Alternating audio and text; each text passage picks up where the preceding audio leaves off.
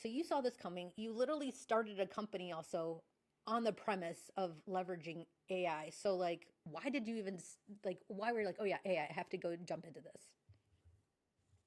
Yeah, no, I think for me, the journey started even with statistical machine learning models working with banks and credit underwriting and so on, right?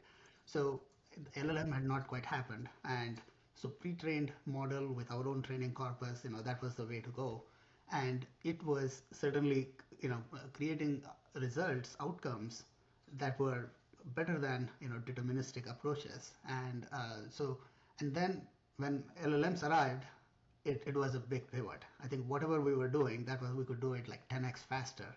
And then with every version of LLM, it started getting more, even more productive, less hallucinations. And then how we can consume it in very specific niche areas is what became my primary focus. And I feel everyone should apply something similar thought process to apply to their domain, their field of expertise, and certainly unpack those complex processes and embed plug in AI into multiple steps of the end process. And so that's what we are trying to do at QSOL.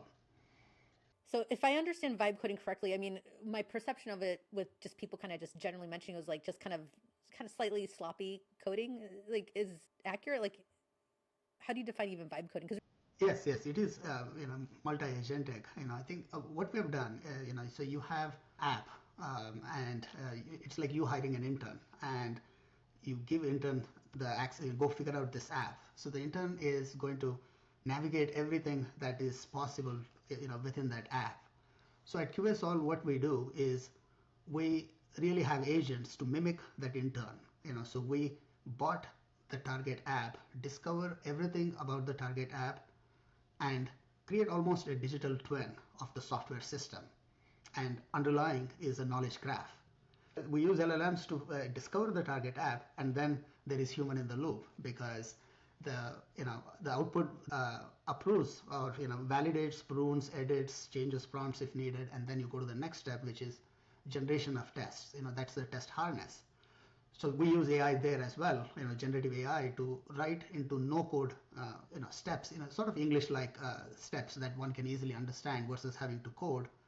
And then the end output is very deterministic, rule based.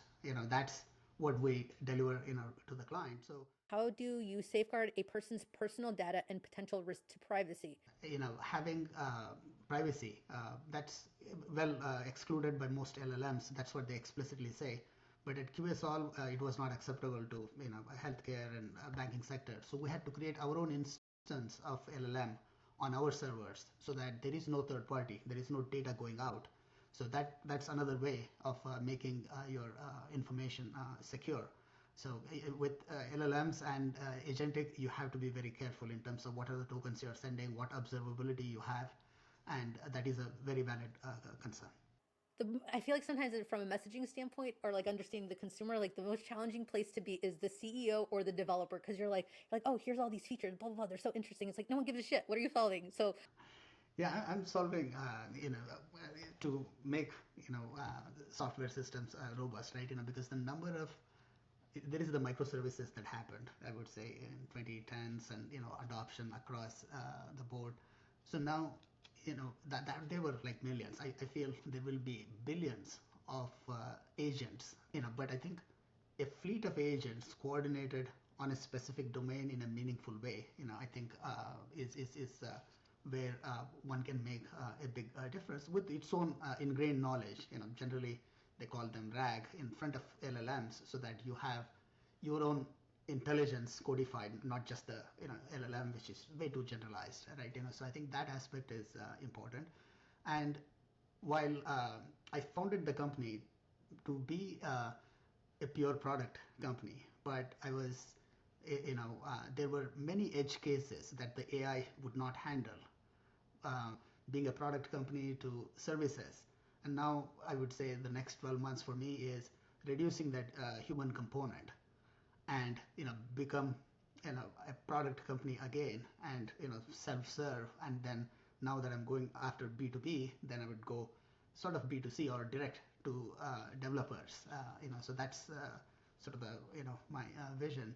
But I think establishing myself in this very crowded space, because this dev tools is a lot of tools there. So I think there raising above the noise is challenging. We are making progress,